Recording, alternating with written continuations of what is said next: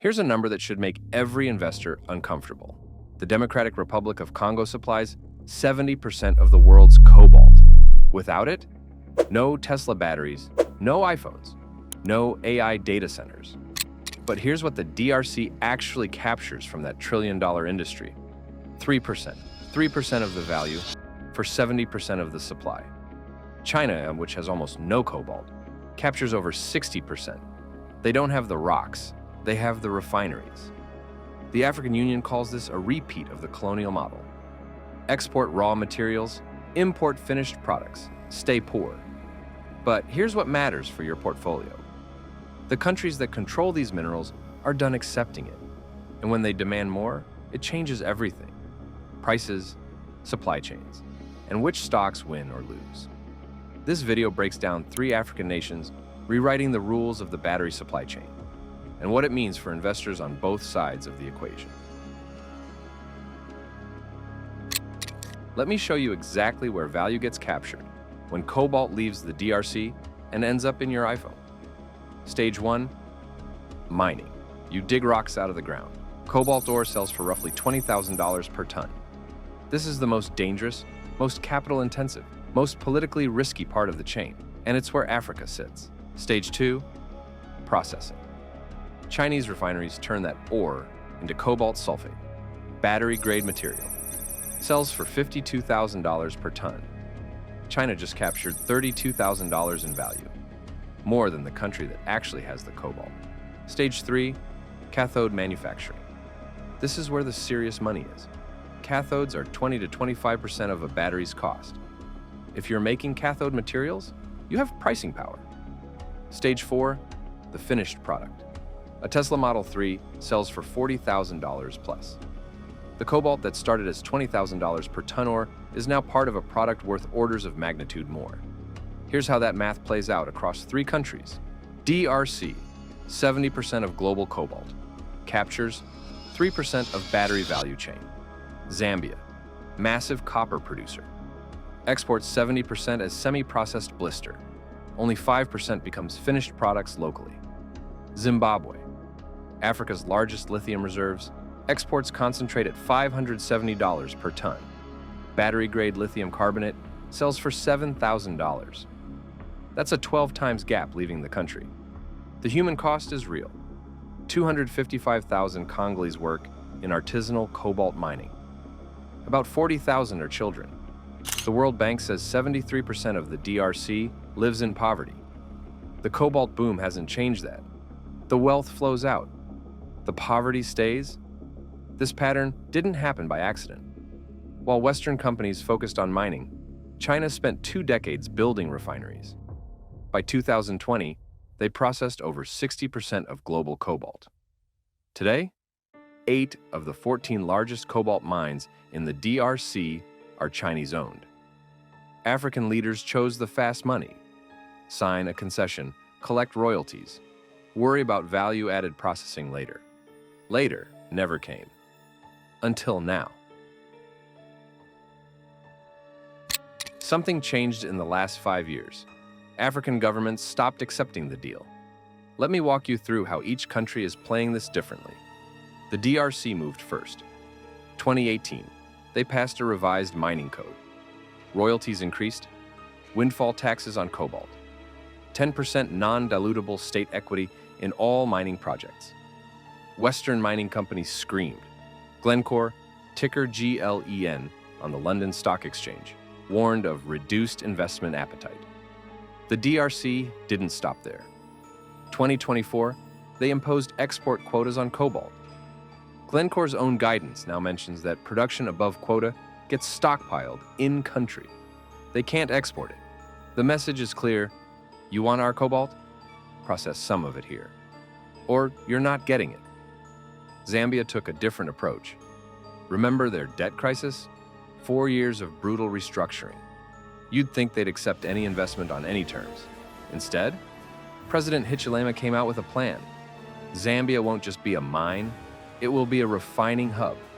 The government designated copper, cobalt, and lithium as strategic minerals. They're building special economic zones for battery manufacturing. They signed agreements with the DRC to create a joint battery corridor, processing facilities that keep value in Africa. Is it working yet? Honestly, the corridor is mostly MOUs and framework agreements. No large-scale battery plant is operational, but the fiscal regime has actually improved. Royalty deductibility reinstated. Corporate tax dropped from 35% to 30%. First Quantum, ticker FM in Toronto, is investing $1.25 billion in their Kansanshi expansion. Zambia is betting they can be investment-friendly and capture more value. Zimbabwe took the most aggressive approach. December 2022 banned export of raw lithium ore. No negotiation, no transition period. Overnight, illegal to ship unprocessed lithium. Then in 2025, they went further. Starting 2027, even concentrates are banned.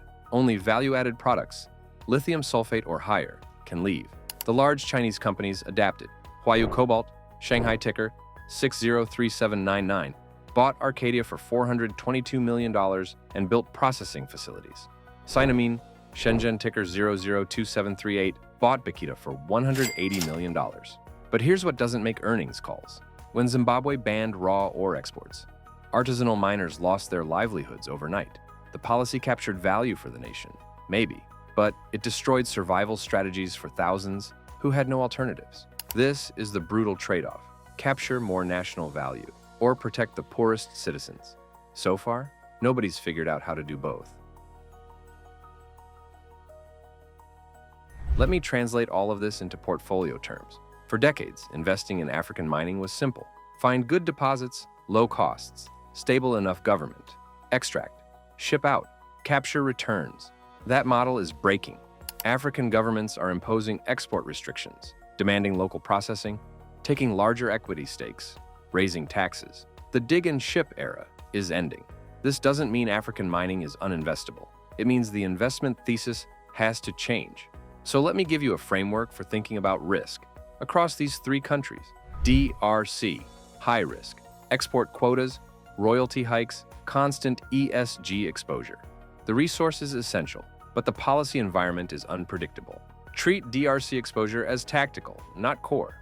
Be nimble, not locked in. Zambia, moderate risk and improving. Fiscal regime has stabilized. Royalty deductibility is back. Corporate taxes came down. Main concerns are power supply issues and copper price-linked royalties. Of the three, Zambia is most investable right now. Zimbabwe, high risk with optionality.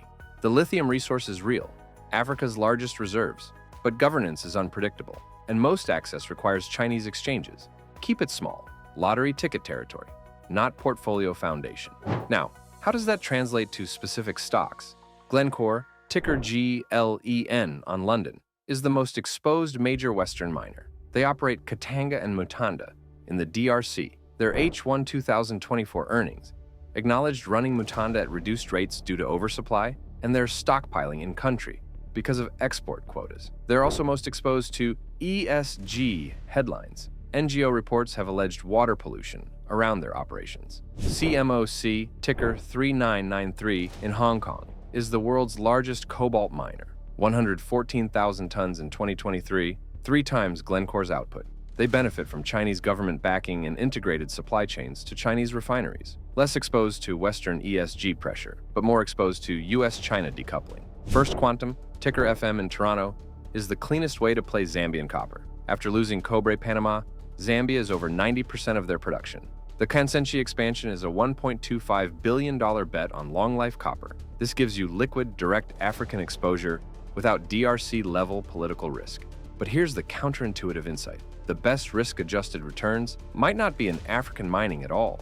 If beneficiation policies succeed, who benefits? Companies that partner with African processing facilities. Chemical companies with battery-grade materials expertise. BASF, Frankfurt ticker, and Umicore, Brussels ticker UMI, are major cathode suppliers. They're not exposed to African political risk directly, but they benefit from secure feedstock if African processing capacity grows. So what's the timeline? Next 2 to 3 years? Policy uncertainty peaks. Zimbabwe's 2027 concentrate ban takes effect. The DRC-Zambia corridor either breaks ground or stalls. 5 to 10 years out, if policies succeed, Africa builds real processing capacity, and miners who adapted early benefit while those who resisted get squeezed. I've given you the investor lens. Now let me give you the African lens, because If you don't understand it, you'll keep being surprised by policies that seem irrational. Imagine you owned 70% of the world's supply of something essential, something every major technology company needs, something the entire clean energy transition depends on, and you captured 3% of the value. Would you accept that deal? The policy shifts in the DRC, Zambia, and Zimbabwe aren't irrational. They're a rational response to an extractive model that's been running for generations. The African Union's Green Minerals Strategy says it explicitly. Africa holds 30% of global critical mineral reserves. We will not repeat the colonial pattern of exporting raw materials and importing finished goods. And there's proof this can work. When diamonds were discovered in Botswana, they didn't just hand out concessions and collect royalties. They negotiated, required local sorting, valuing, and eventually cutting, took equity stakes, built institutions. Today, Botswana is upper middle income. Diamond revenues fund schools, healthcare, infrastructure. The wealth stayed. DRC, Zambia, and Zimbabwe are trying to apply the Botswana model to batteries. But diamonds are simpler than battery supply chains. One product, one buyer, clear value addition steps. Batteries are complex. Multiple minerals, multiple processing steps, multiple end markets. The Botswana model needs adaptation. But here's what African countries have now that they didn't have a decade ago. Competition. The U.S. Libido Corridor is a $4 billion bet to counter China's 15-year head start. The EU Global Gateway has 150 billion euros looking for projects.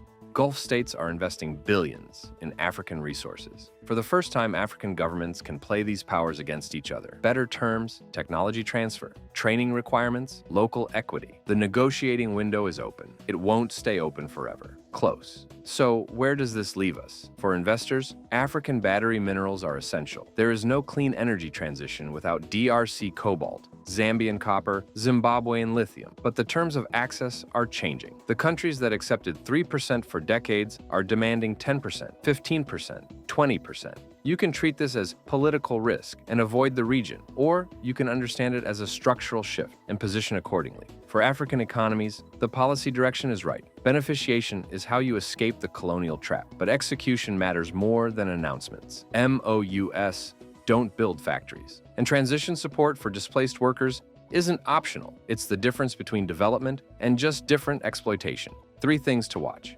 Zimbabwe's 2027 deadline. If the concentrate ban sticks and processing capacity materializes, other countries will copy it. The DRC-Zambia corridor. If it moves from MOUs to factories, that's the proof of concept everyone's waiting for. And copper prices. If they stay near $10,000 per ton, African leverage increases. If they crash, so does political will for long-term investment. We started with 3%. The question isn't whether Africa will demand more. They already are. The question is whether they can build the capacity to actually capture it. Next week, Africa's 10 richest economies in 2026. The rankings that will surprise you, and what they mean for where the continent is actually heading. Subscribe if you want African economic intelligence before mainstream media catches up. I cover the stories that move markets, from someone who actually lives this. I'll see you in the next one.